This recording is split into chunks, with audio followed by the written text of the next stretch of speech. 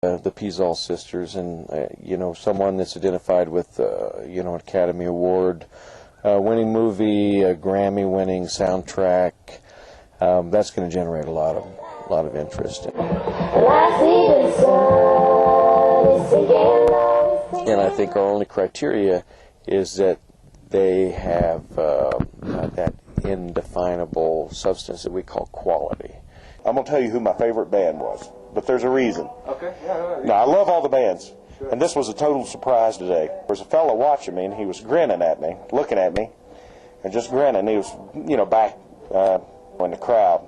And I picked him out, and the guy was just standing back against the lamppost, leaning on it, and grinning, had his arms crossed. I said, I know that guy. He looks so familiar. Well, I found out, somebody came up to me and says, Robin, do you know the group Hickory Project? Says, you've heard of them. Yeah, they're booked here. Says, well, your cousin, Anthony Hannigan, is playing with them.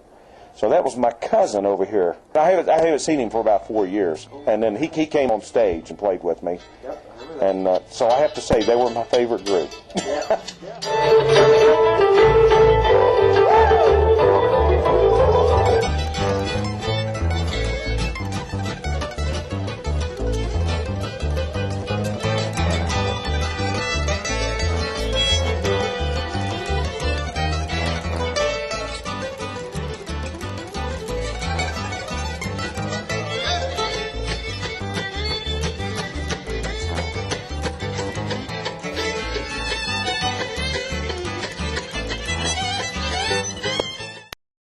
Organization of this festival is just phenomenal. They keep records of what works and what doesn't work. The first and maybe most important step is the fundraising. So we have to organize the fundraising, get sponsors and donors, find different ways to raise money, and then find people to execute those different ways of raising money. One is we sell advertising in the program. We have been planning since August. We've had last August. We contact sponsors and donors. I helped with the brochure.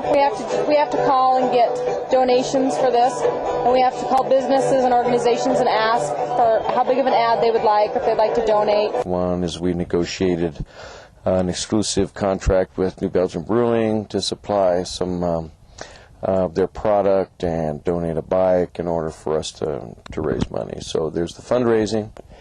If we could approach some larger donors, some industry, corporation, private donation, organization, we might be able to get all the money we need from one or two donors. That takes a lot of planning and a lot of hard work on the part of the organizing committee, and I think it's great that they give that back to the community.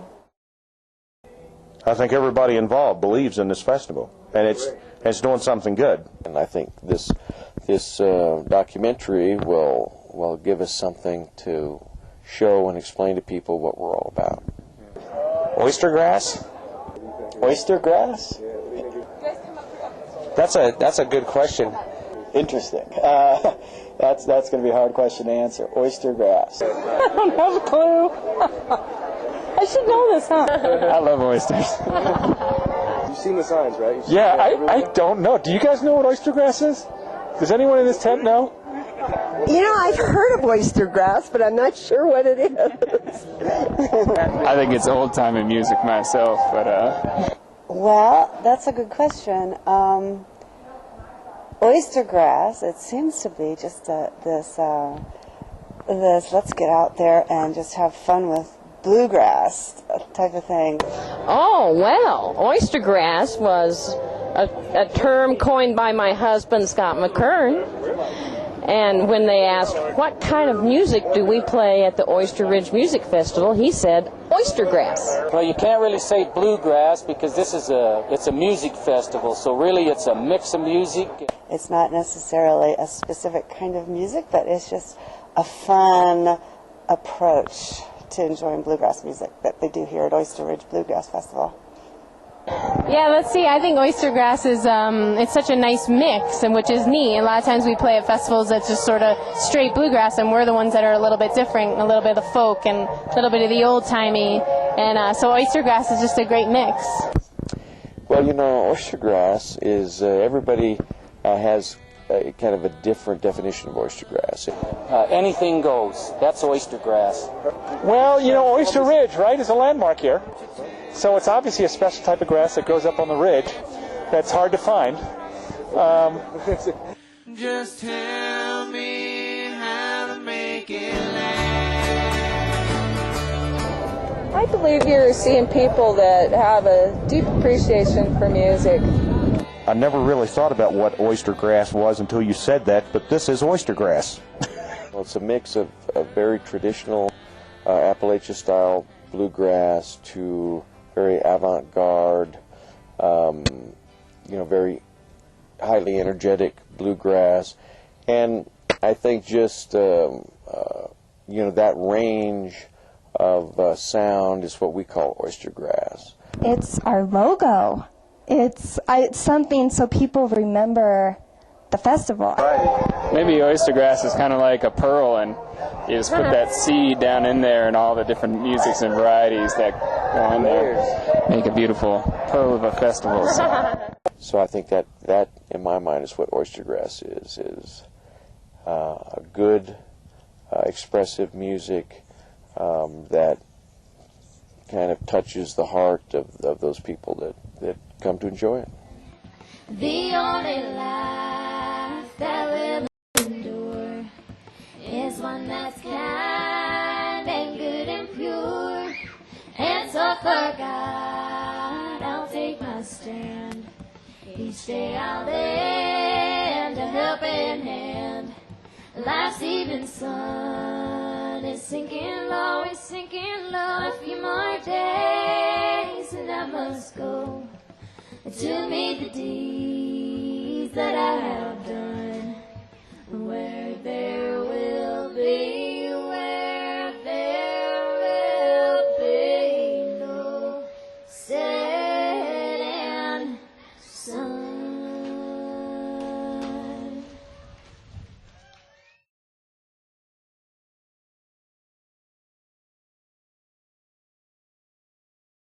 Thank you. We're the Navigators from New York City. We're thrilled to be here. This first song's a song on a new CD. We just, you're the first few people to be able to buy it. It's called Measure of Love. It starts back there on the drums, moves over there on the bass, and then I start playing a little guitar, a little harp.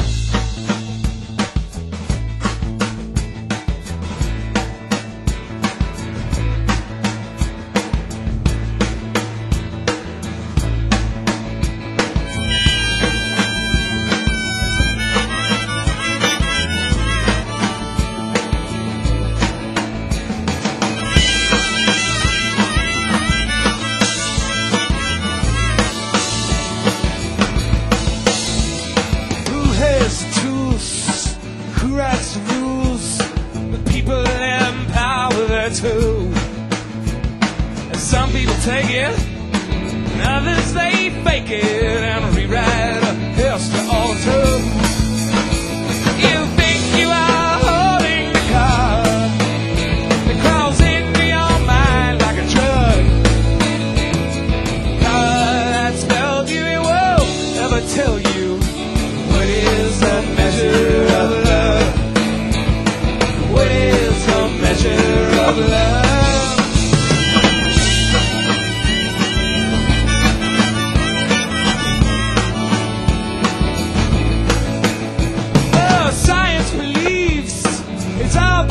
You just need to uncover the truth.